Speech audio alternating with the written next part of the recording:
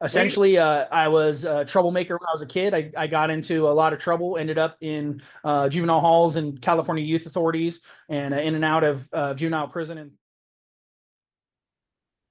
welcome back, Courage, Confidence, Connections podcast fans. I'm Janice Debo, your host, and my guest today is Shane Mayfield. We're going to get into the fun going on in his life and what all he does professionally. And hope you enjoy the podcast. Welcome, Shane. hey, how are you? Great, doing great. Just Awesome. talking about this hot weather here. Does that amp up your business or slow it down? Oh, yeah, quite a bit. The sunnier it is, the more work I have. That's for sure. Oh, wow. Yeah. Okay. Well, let's talk a little bit about what you do, and then we'll back up and talk about some other stuff about how you got there. Why don't Sure. you tell our audience what it is you do and give them some highlights? Yeah, absolutely. I own and operate Perfection Plus Auto Salon here in Redmond, Oregon. We've been in business about 16 years now. We do everything from automotive detailing to paint protection film, window tinting, ceramic coatings, interior detailing, interior repair, leather repairs, stain removal, odor removal, scratch repair, paint chip touch up, you name it. Pretty much anything you can think of cosmetically to a vehicle, we do. Well, sounds like you can make it smell better there too. Yeah. Yeah, absolutely. Oh my goodness. Do you have a specialty that you enjoy the most? Me personally, I enjoy the customer interactions with people. I'm hands off with cars these days. I don't really touch them. I would say, if I had to pick something, it would probably still be polishing paint. I really enjoy making a huge difference in somebody's vehicle when they don't even recognize it's their own vehicle after I'm done with it. That's fantastic. So you're just directing the show these days. Exactly. Yeah, I just wear a bunch of different hats all day, from sales to customer service to delegation to management to inventory, ordering supplies and parts and everything else we need to make the place operate. That's a lot of hats. That's what I Yeah. a lot of hats. And Yeah. I know owning business it keeps you constantly busy, especially when you feel like you're the one man show. What is it, the musicians that used to play all the drums and the Yeah. do Yeah. the whole thing. So you're like what we call a one-arm paper hanger. You're doing so many things. Yeah. Yeah, Uh, that's exactly right. I really enjoy it though. I can't say that I don't. It keeps me young, it keeps me driven, and it keeps me constantly trying to get better. Yeah, well, I know you have a helper in your office, your assistant manager, and what's her name again? She's actually not with me anymore. Her name is Tiffany, but I'm looking for another person now. So if you're looking for a job, hit me up. Well, we'll get the word out there for sure. Yeah. And you've got a dog that hangs out that is Oh part of the yeah. staff, right? Yep. Yeah. Her name's Lila. She's a red border collie. She's basically like my kid. She comes to the shop with me every day. She goes everywhere in the world with me that I can take her. We're pretty inseparable. That's fantastic. Does she love going in the shop? Oh, absolutely. Yeah. She loves being around the guys, and she sits at the door every day and greets customers, and they love seeing Lila, and some of them bring her treats, and they spend more time with her than they do with me. So it's much appreciated. Well, we're in dog country. I mean, if you don't have a dog or something, and a horse, a dog, a cat, you're in the wrong Yeah. place because we're definitely populated here, dog Yep. friendly and everything else. Well, that's fantastic. Now, I'm curious. Absolutely. Yeah, I'd love our audience to know more about your history and a little bit about your journey and what brought you to this line of work and put you in a position to just to do it all, own a shop at like you're doing now. Sure, sure. Well, it's kind of a longer story. I'll simplify it. We Essentially, I was a troublemaker when I was a kid. I got into a lot of trouble, ended up in juvenile halls and California youth authorities, and in and out of juvenile prison and things like that. And by the time I was 21, I'd been arrested 15 times. I had 6 felonies on my record, and I had done almost 3 years of total confinement time. And I got I out on my third parole release, and I went in front of my parole officer and a judge, and essentially they both said, next time we see you, you're going to get a long time. You're not going to do these little short 6 month and 8 month stints. We're tired of seeing you in and out of here. You've been doing this your whole life. Mm, I think you froze there. Hope you'll be back. If you can hear me, nod your head. Well, audience, looks like I'm going to be doing some editing. Okay. All right, we'll edit this out.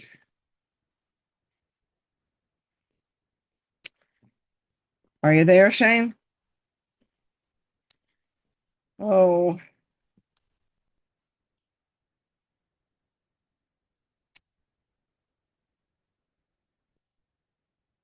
he froze.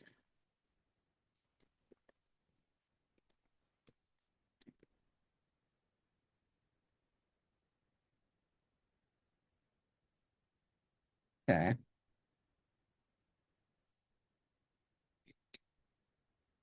Okay. There we go.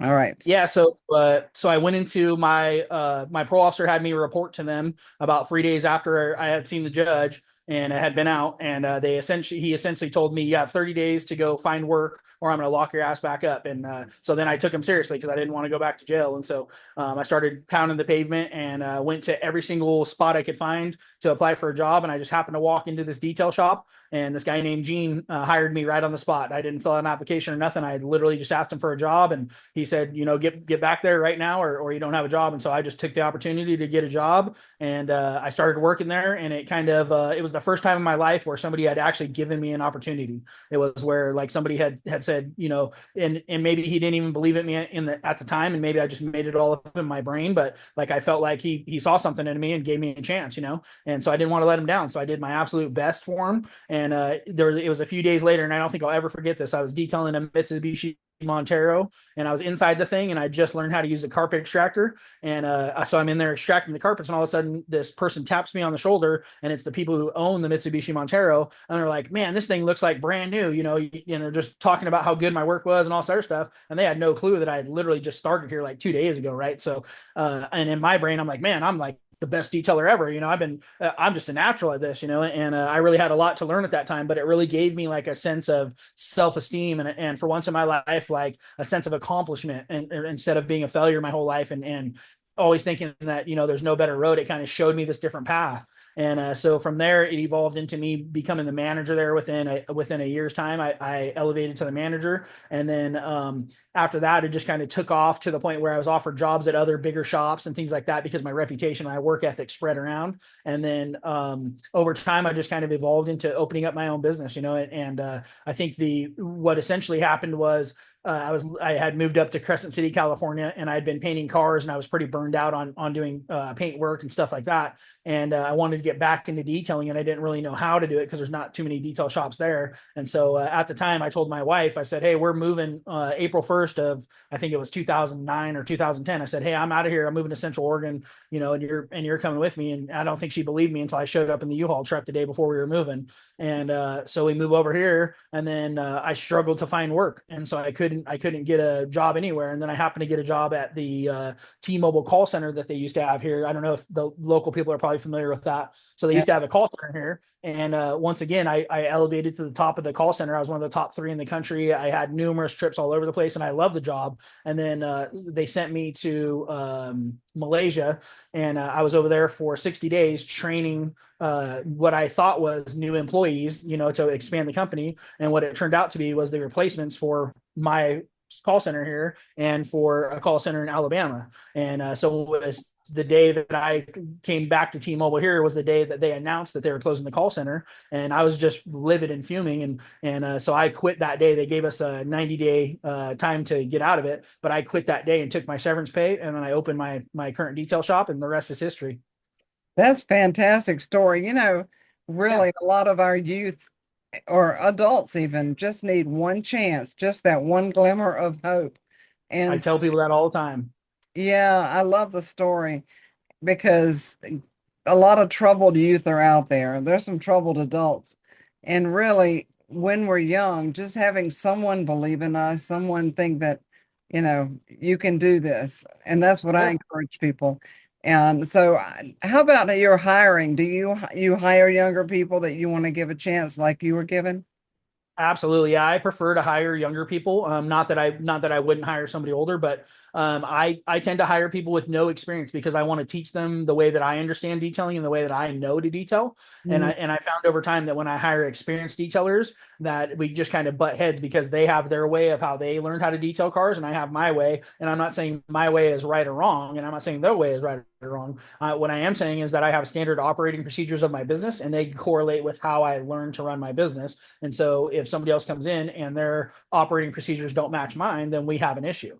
And so I'll try to change that habit. But if I can't change that habit, then you can't be part of my team, you know? And so all of my guys know, and they all operate the same way. I could literally walk out into my shop and know exactly what step every single person is in the process of their detailing because I taught every single one of them how to do it. And if I didn't teach them, then somebody that I taught them. Like for instance, my shop manager Riley is basically a little robot version of me. He's a younger version, and I could tell you right now that the exact steps he's going to take through a car and how he's going to go about it. And every single person he trains and teaches does it that same exact way. And we just hold that standard. That's how we operate at my shop. And if you're in the industry, you'll kind of notice that at other businesses, not just here but all over the place, they just kind of hire detailers that can get the job done, and they don't really care about the professionalism of it all and the quality level of it all. They're just kind of, hoping they're making money. And to me, without the quality level and without the professionalism, you don't really have a business. You've just kind of created a job for yourself, and I just don't see that way. And I would never want to operate a business that way. And I would never do business with somebody who operated that way.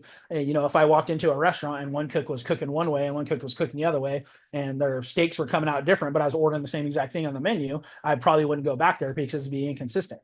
And I would much rather have the streamlined standard operating procedures in place to keep my business successful, and to know that I could walk away from there for a month and my business would be, substantiated. I wouldn't have to worry about it. I mean, last year alone, I maybe worked, I would guess 4 weeks total out of the entire year, like hands on at my business. Other than that, I just check in, operate stuff, and I take off and do whatever I want for the day.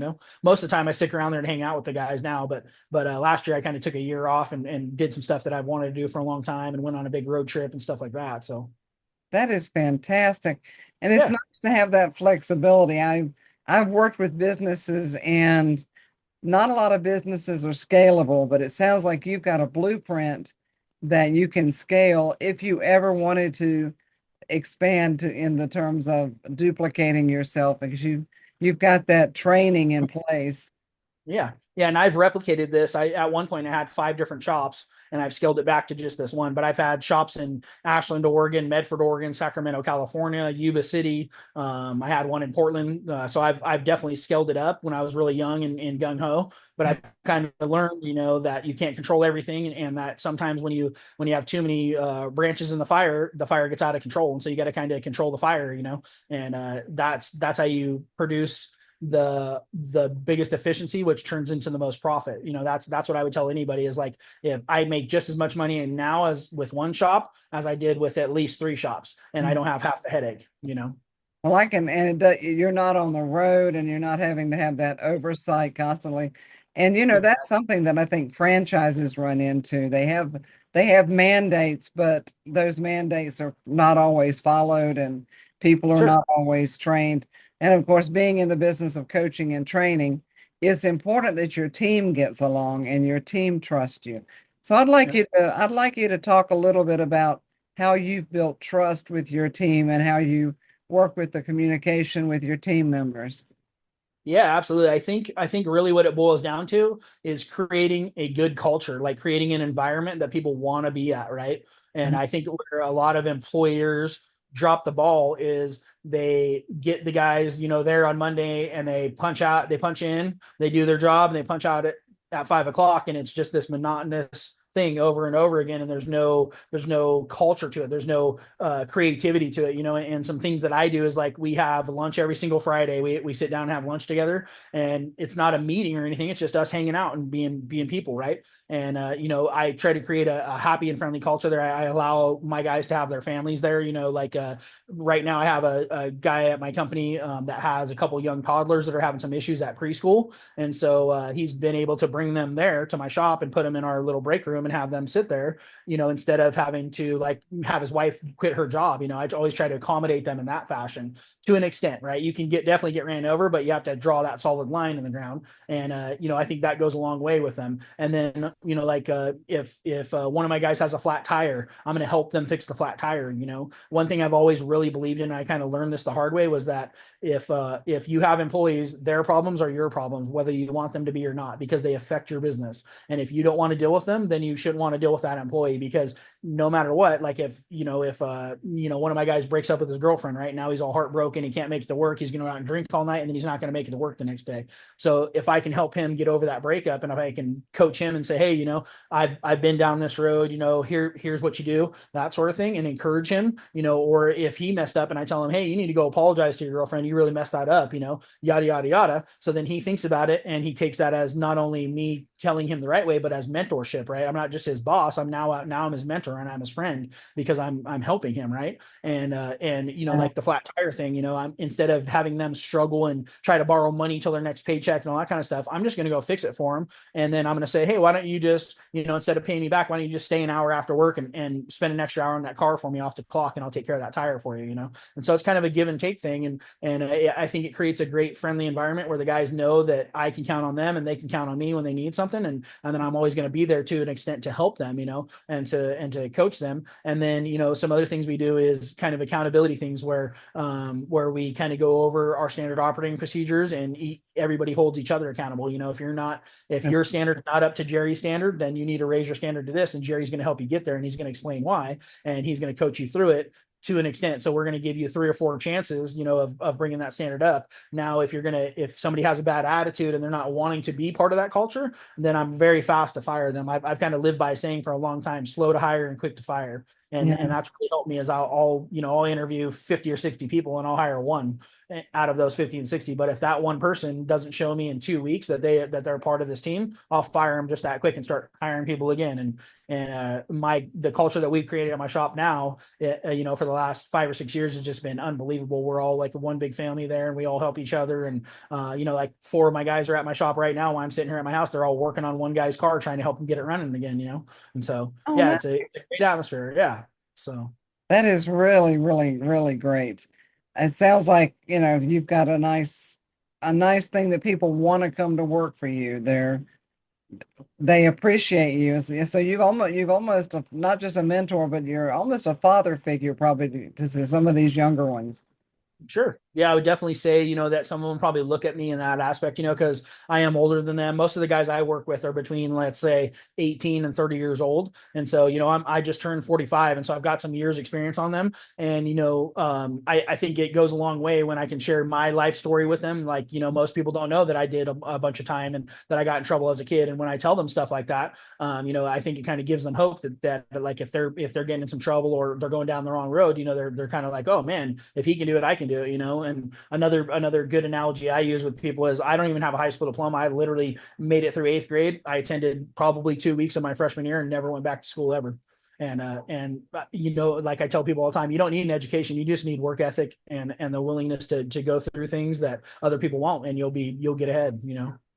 Well, I agree because I went to 1 year of college, and Yeah. I love what my father said. He would frequently say he had double degrees. I think he had at least 2 degrees, and my mom did too.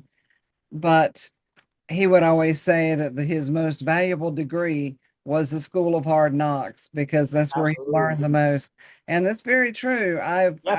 I use my experience to help train others and try to help them prevent the pitfalls that I've Yep. been through. Yeah. And Yeah. have you been able to help someone that was a troubled kid with your business and personal life? Not necessarily in my business, but in my personal life. Yeah. So my whole family is a bunch of drug addicts and convicts and, stuff like that. And, I haven't had, parents most of my life, and it's been basically just me and my sister. And my sister passed away last April, and I've had custody of her nephew, or of my nephew, I should say, on and off since he was born. He's 19 now, and so he came to live with me last year in April, and he was kind of going down that wrong road, and he still kind of does from time to time. But I've helped him, numerous times throughout his life and encouraged him. And at some points I was helping her too, but there's only so much that I can do to help her without dragging myself into the mess that she was in. And I've helped him, and there's been some other guys that have come along and worked with me. One guy in particular that still works for me. He went through a really crazy situation where a girl had accused him of raping her, and it was totally a false, inaccurate thing. And he literally did about a year in jail fighting this case before he was released. And so he was really, hurt about it, and felt like a victim, and all sort of stuff. And he was a victim, and he had every right to do that. But what I explained to him was, if your mentality is going to stay like that, then you're going to be trapped in that victim mentality, and you're never going to get anywhere with it. What you need to do is understand that happened to you for a reason. There's a big lesson there to be learned. And maybe the lesson here is, hey, put your head down and go to work. Don't quit messing with these girls. And I think he took that to heart, and he's been killing it ever since. He's been with me for 4.5 years now, and hasn't been in a lick of trouble. He's cleared up all of his old stuff, got cleared of that rape charge and all kinds of stuff. And yeah, he's really turned his life around. I couldn't be more proud of that guy. That's fantastic. I think our audience just needs to know too that we all go through stuff, and it's how we come out and how we utilize it. One of the people that I listen to is always says, take the lesson, take the learning and leave the rest. Yep. And yeah, and that's it. We have to take the lessons from the pitfalls in life. And so, you're actually a coach. You just happen to be in the detailing business. And Yeah. so, yeah, so just helping people over those tough times and that kind of thing. So there's other things that you do. I know you're involved in the community in Redmond. I'd like you to Mhm. talk about Air Force One, though. I've obviously I know a lot about that from Sure. our conversations, but tell our audience because that's something to be really proud of. Oh yeah. Yeah, so I've been part of the Air Force One detailing team now. This will be my 7th year attending it, and so it's pretty exclusive event that only about 150 people have ever even touched Air Force One, the original one, and as far as detailing goes. And I'm lucky to be one of those people. And it's a very select group of people chosen by probably the most famous detailer in the world, if not the most famous. His name is Rennie Doyle, and he is a master detailer, a great friend, and a great mentor of mine.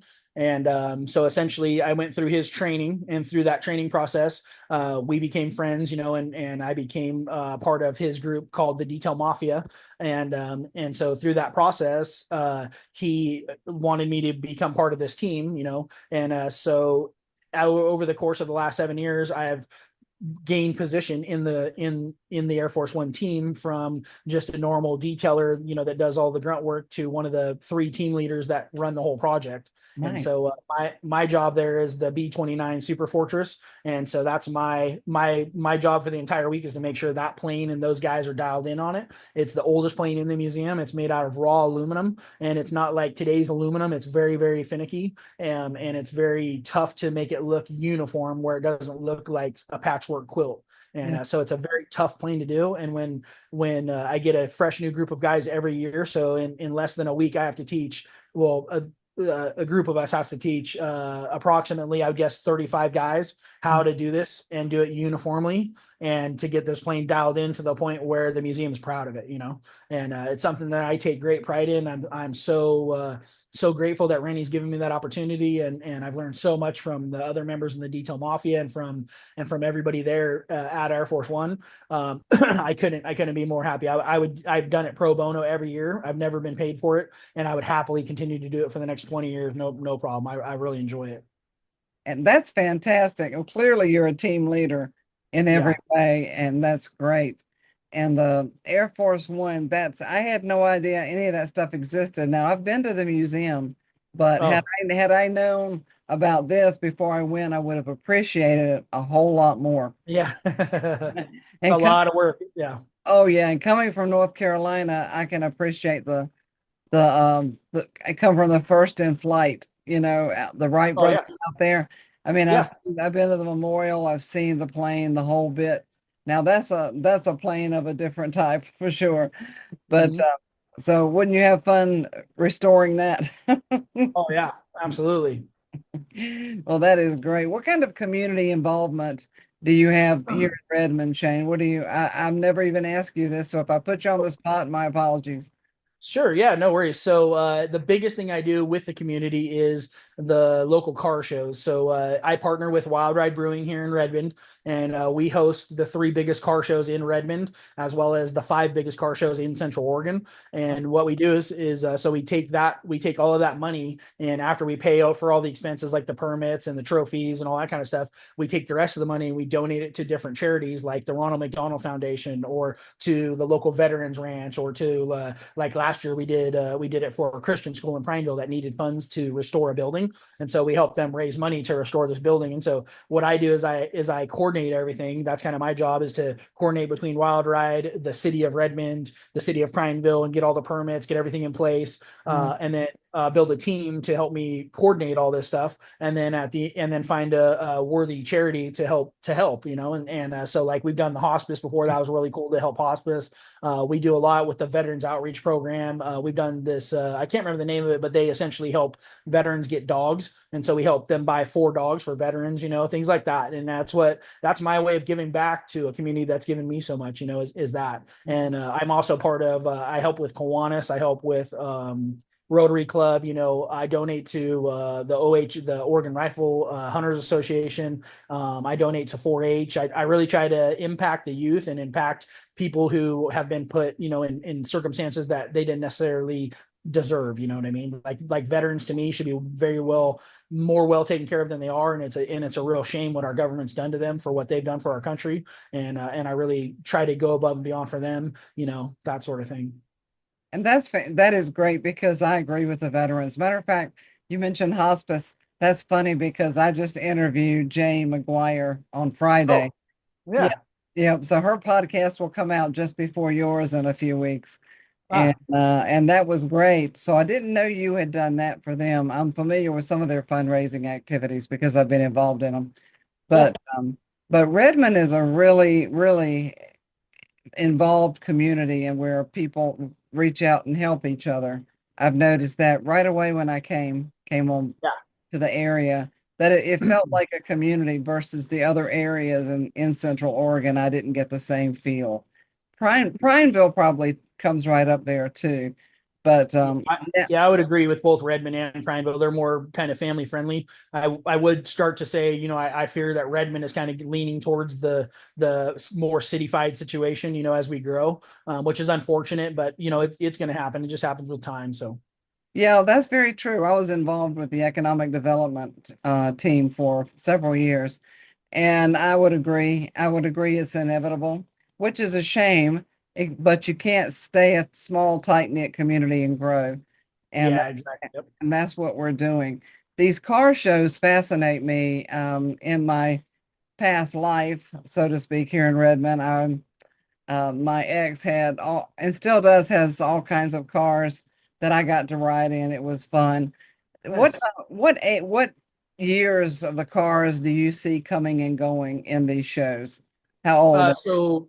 So we, like the first Wild Ride show that we just did in April, we only allow from 1989 and back vehicles, and it could be anything from a muscle car to an old sedan to a truck, And then this Saturday actually is the Wheels and Wings show in Prineville, and that's turned into my favorite show. So it's any car you can think of, any truck, doesn't matter what it is, and then we pair them with older planes or any plane for that matter. And so what we do is we stage about 25 to 30 planes all over the airport. And then I just open the gate and I let everybody drive in and park wherever they want all around the place. So it's not like a strict car show where everything's in a row and all that kind of stuff. I just let them hodgepodge the whole thing.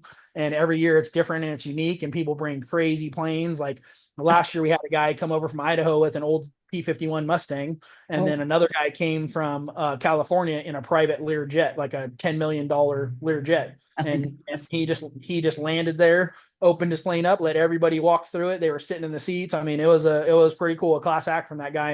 And he's just some multimillionaire guy that wanted to be part of our show, and he just let everybody go all over his plane and didn't even care. He was so happy to be there and so happy to bring his plane and all that good stuff. And the P-51 guys, they came in from Idaho, and they were just like they were coming out of World War II fighters. And yeah, it was really incredible. And then all the nice cars everywhere and inside the hangars and everything. It's a good show. That's my favorite show. No kidding. I think I saw Yeah. where you commented on that. I think Yeah. that is great. And of course it brings the community together, and but Yeah. it's really interesting being in the age group that I'm in now, that 89 would be considered an old, The classic. Yeah. a classic. That's just I can't even wrap my brain around that. Yeah. The 80. other day, one of my nephew's friends said this, and it made me feel old for the first time ever in my life. So we were talking about age and stuff like that, and so he asked what year I was born, and I said 1980, and he said, "You were born in the 1900s?" And I was like, "Oh man, that sounded old, like far away old." I'm like, "It's not even that far back." And just the way he said it, like, "You were born in the 1900s," I was like, "Oh man, I feel old." Like, Yeah. We it re- was a shock. we refer to that as a 20th century young man. Yeah. Yeah. Yeah. The 1900s. Yeah, that Yeah. does make you feel old for sure. Yeah. My goodness, but the car shows have to be just a blast. I've driven through, I've never stopped and walked through, but I was part of one. So I must tell our audience a funny story on myself that relates to car shows. The ex, and he still got this one. I don't remember what year it was, in the 20s or 30s, an older Ford, I believe. And I had a van that I followed him down there to park the car so then we could take the van and go wherever we want to go. And afterwards, I took the van and went to take him to get the car, the old car. Well, I dropped him off and then I literally got lost in Redmond. Literally. I He kept saying, go north, go this way, go that way. But in North Carolina, for our audience sake, we don't have the northwest, southwest, east, south. We don't have all that. Everything's not laid out in a grid like it is here. And he said it's just a grid. And I literally, Shane, I literally had to turn on GPS to get home from downtown Redmond. Yeah. I did not understand the layout of the land. Of course, I do now. Um, Yeah. Even made some wrong turns since then, but yeah, I got totally lost in downtown Redmond trying to find my way out of the car show. Oh, goodness. Well, this has been great, but I want to give you the opportunity to share anything you want that is related to anything we've discussed or anything at all, advice, any heartfelt memories, anything you'd like to share before we wrap it up. Yeah, I mean, the only thing I would say is, just keep pushing through and working hard. I mean, I try to tell everybody that, is it, at the end of the day, it doesn't matter what education you have, it doesn't matter what you've been through, it doesn't matter what you're going through. None of that matters. What matters is that you take one step forward every single day to be better than you were the day before. And at the end of that, you'll be proud of yourself, and you'll want to be yourself instead of running from yourself. And I feel like when I hear people make excuses, and when they are constantly at war with themselves, it's because they're not looking to put their best foot forward. What they're doing is constantly procrastinating and constantly at turmoil with themselves, and so they're just spinning in a circle. And I feel like a lot of it can be remedied just by understanding, just do something today to make yourself better than you were yesterday. Whether that's reading one page of a book, or sweeping the floor that you've been procrastinating on doing for a week, right? Or making your bed every day. Just do one little simple thing like that, and then over time, those little good habits will translate into this good life for you. And that's kind of something I had to develop from the time when I was a juvenile kid getting in trouble. To this day, I still practice just doing one little thing every single day to make myself better than I was the day before. And granted, I have hard days just like everybody else, but I think the separator is that I can overcome it because I start thinking about the good things instead of just dwelling on the bad. Gratitude is our secret weapon. Absolutely. Just being grateful. And we Yeah. can all look back and see where we came from. I heard somebody say the other day, where were you a year ago? And can you see the difference? Yep. And really even one day, but you're right, just little things add up. So I would encourage our audience to reach out to you. I don't know, do you do any public speaking with your story? I have before. I don't like, go around and post it and stuff like that, but I have for numerous people. I've done it for my Detail Mafia group and for several youth things around here and stuff like that. So, and I'm happy to do that. If anybody ever needed me, you can always reach me on social media or just call my shop. Mhm. And we'll have all your information when the YouTube video goes up, it'll be on my website and on YouTube. We'll have all your contact information, a little bio about you and how to reach you.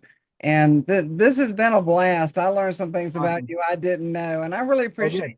because this is at the end of a long work day for you, so I appreciate it. Yeah, anytime. Thank you. All right. And thanks to our audience for tuning in to another Courage, Confidence, Connections podcast. Janice Debo is signing off, and Shane Mayfield, we're out of here.